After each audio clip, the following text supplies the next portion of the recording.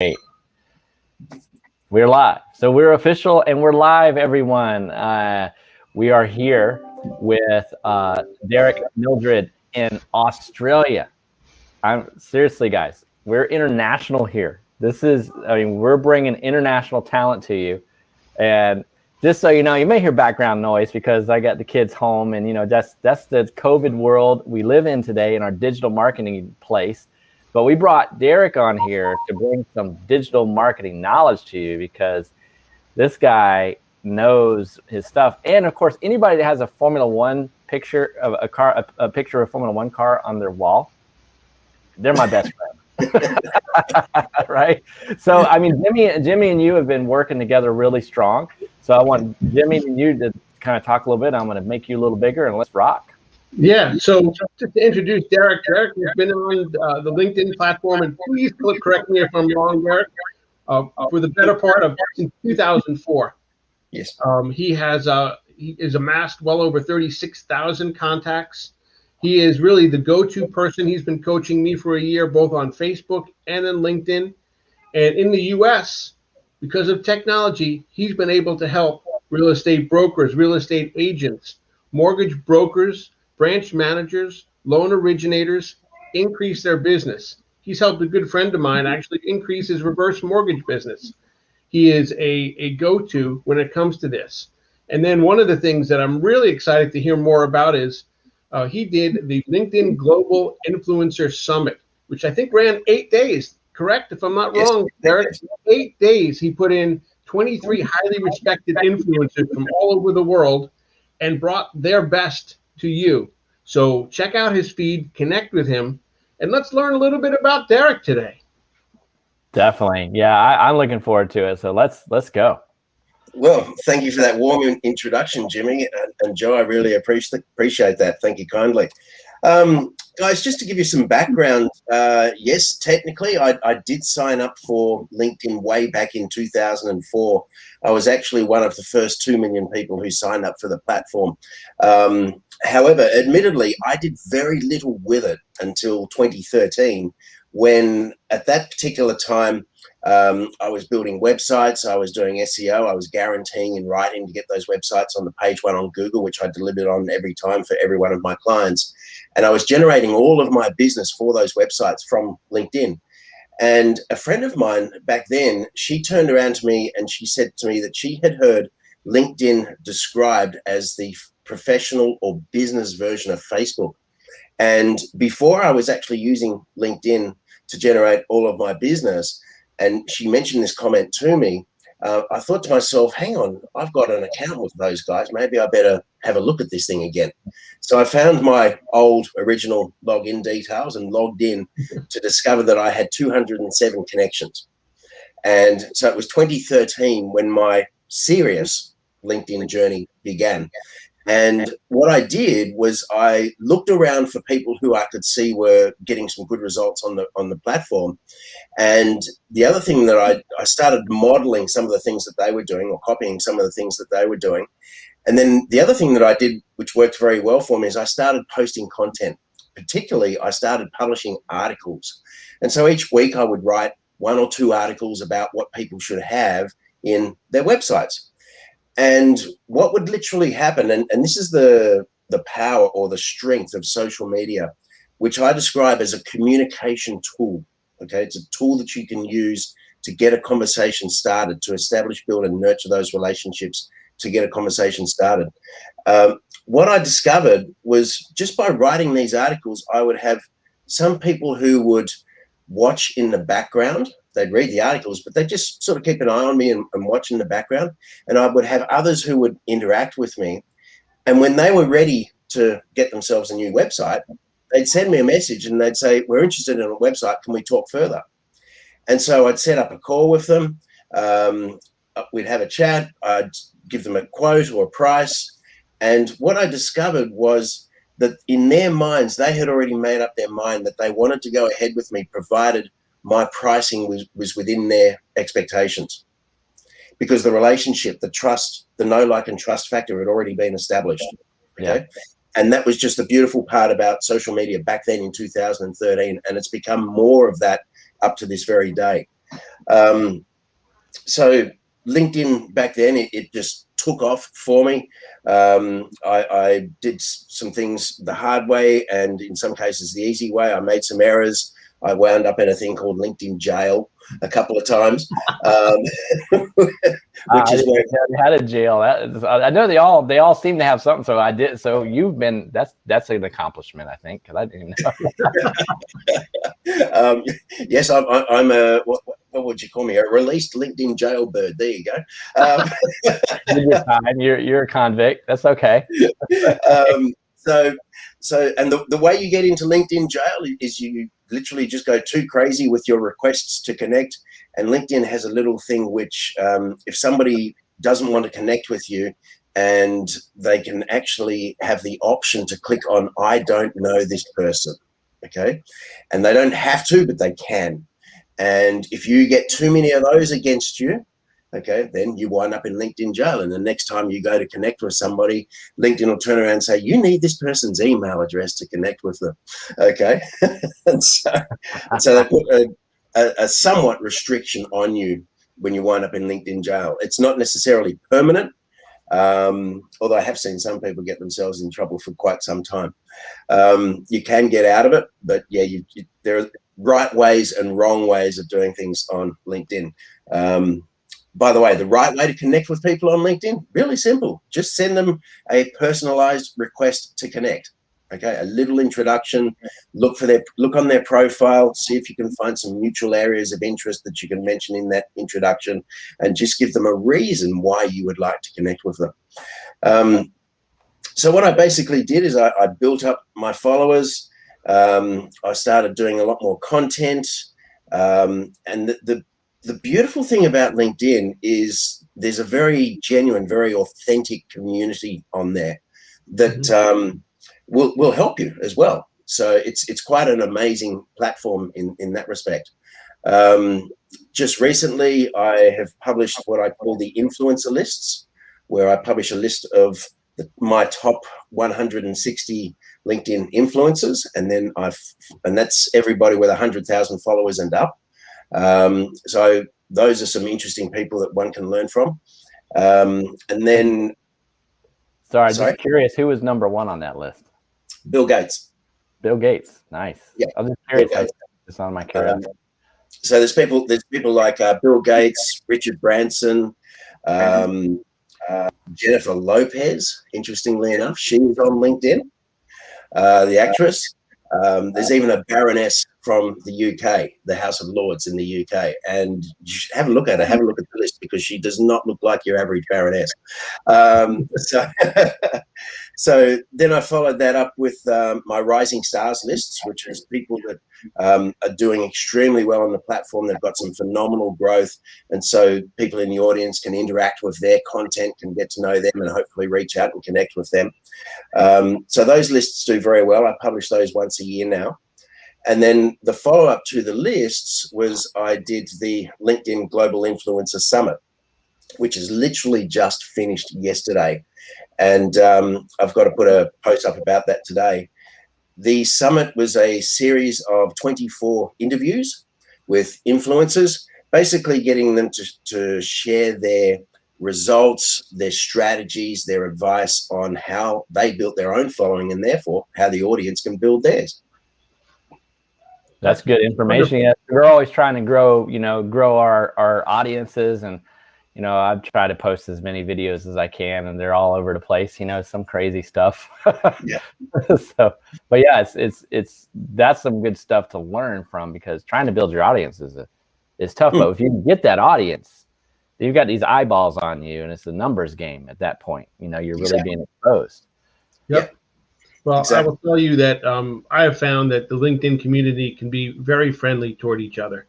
And, I've tried to extend that same olive branch that Derrick has with me and others to help others understand the platform and become better at the platform, very much. As long as, like Derrick told me about a year ago, the number one rule is no selling.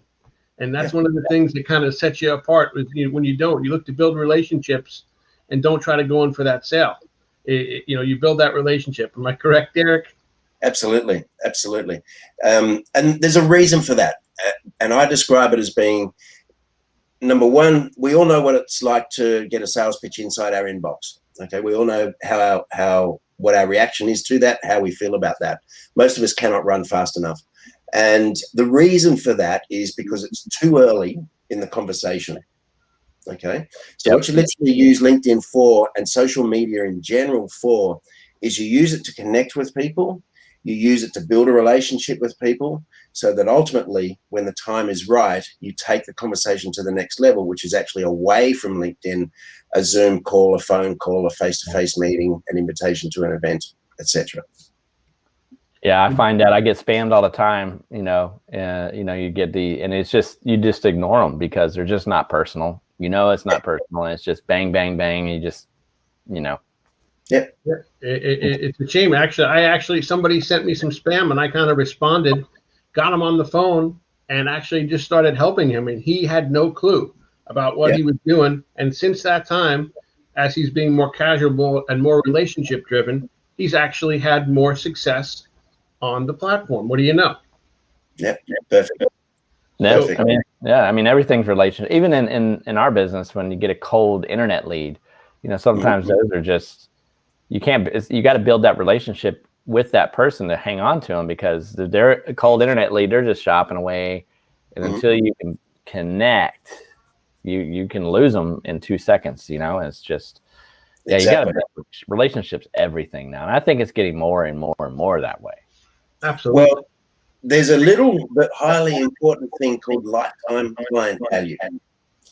And if you go after a client or a customer for one deal, versus if you build a relationship with them and you have that long-term client value, that lifetime client value, where over a period of time, and in the mortgage industry, it could be many years, you could have several deals with them, refinances, etc., purchasing a new home, etc., and also their referrals. So you've got one deal versus several deals. And the difference is you've built a relationship with them. Yeah. Relationships.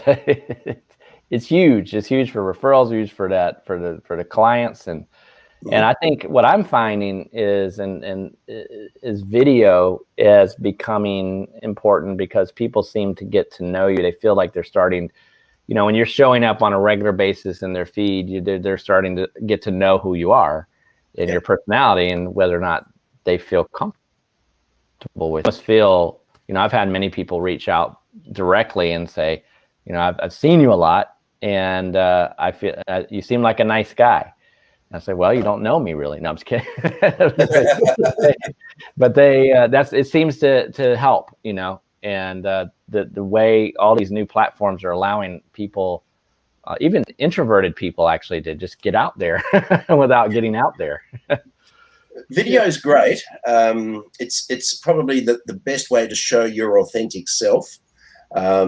Not everybody is comfortable with video. Not everybody is comfortable actually holding their phone up and recording a video and then putting it out there for the world to see.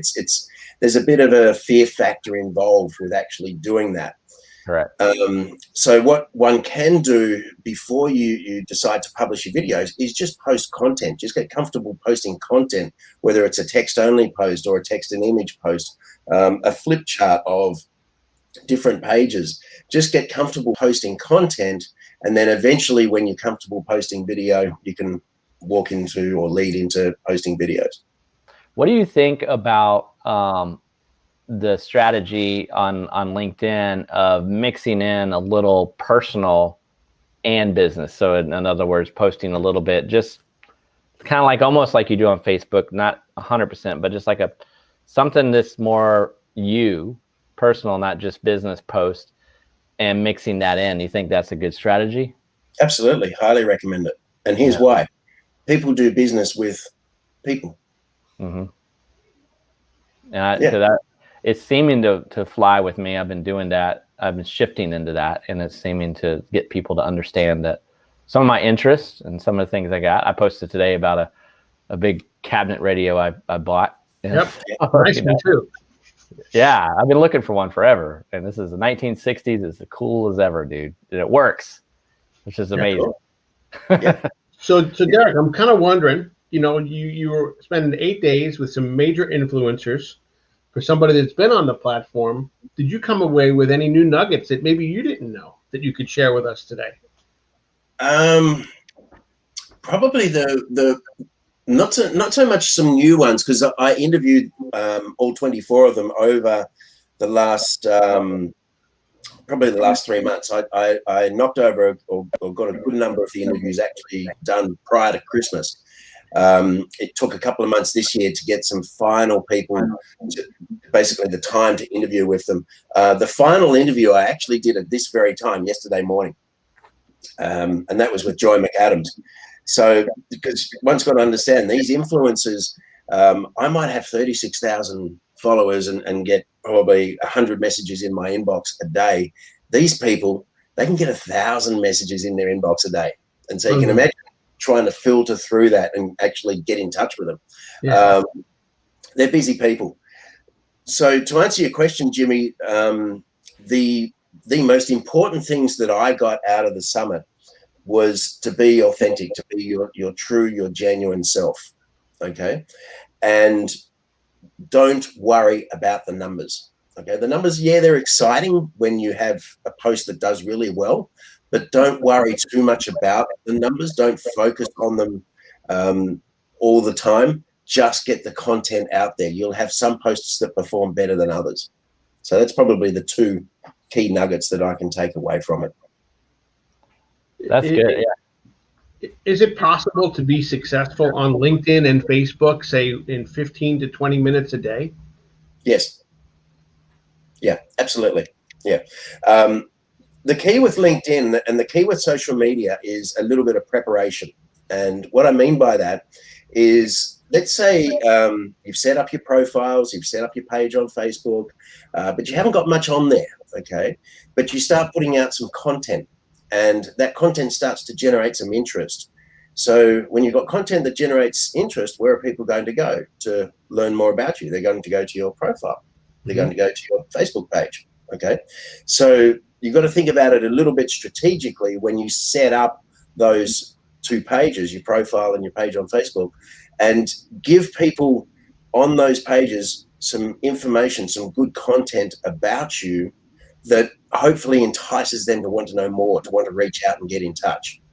So do your preparation, set up your LinkedIn profile, set up your Facebook page with some good information that entices them to want to know more. That's awesome. Would it be okay if we included a link to your free ebook, discover how to increase your LinkedIn followers in just 5 days or less? Yep, I will actually be posting that in the next day or so. Day. I want to put that out there because I think that could really, continue to help other people, which is, one of the things that LinkedIn seems to be about, is helping other people. Yep, absolutely. And that's the other thing too, just to go towards a little bit of content. When you post content, the best advice that I can provide is post content that adds value without selling. Yeah. Okay, so you might like to write that down. Add value without selling. And what you're doing is you're starting to build that relationship. You're starting to build that know, like, and trust factor with your audience. Okay, and so that has them coming back for more, which allows you to have a bit of a snowball effect to start to further build on those relationships with people. That's awesome. That's a great tip. Thank you. My pleasure. My pleasure. Joe, I know we like to keep it kind of short. We're going to probably one of our longer ones today, but did you have any questions? No, I've been just like listening and kind of absorbing and trying to throw some questions on there. How do you get LinkedIn Live? I can't ever get it. Oh, that's a tough one. Yeah. Okay. LinkedIn Live, LinkedIn is still in, what's the best way to describe it? They're very conservative. Okay, I know of some people who will recommend that you have to apply for LinkedIn Live up to 10 times before they've actually got it themselves. You just have to keep applying and change your approach each time you apply. The other thing too, which I should probably answer, is some of you might be wondering what's the difference between LinkedIn and Facebook for people in the mortgage industry. Okay, and here's the bottom line. LinkedIn is great for B2B. okay, business to business, setting up those referral relationships. Facebook is great for B2C, business to consumer. It has the world's most targeted advertising platform, and bar none. And so Facebook is what you can use to target people who are interested in property, who are interested in refinancing, who are interested in loans, etc.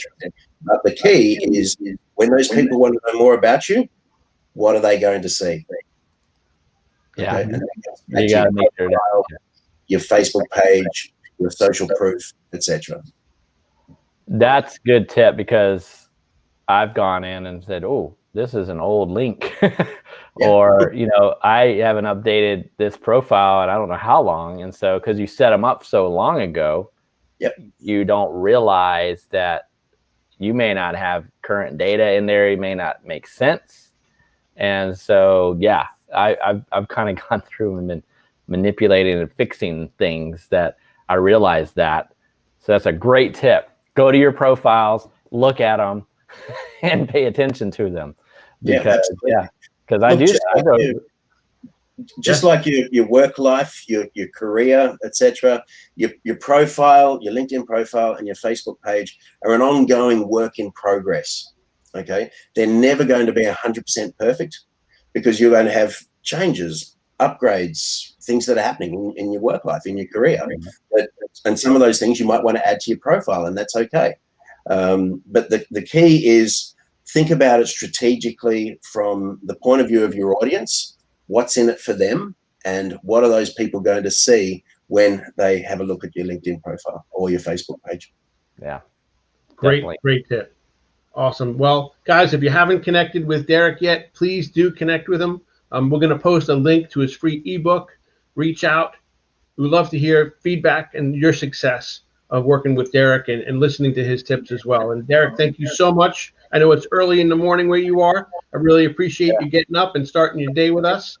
And I wish you continued success, and thank you very much for the Global Influencer Summit, because I know everybody got a lot out of it. I've appreciated the videos. Fantastic. Thank you, Jimmy. Thank you, Joe. It's been an absolute pleasure to be here. Thank you kindly. Yeah.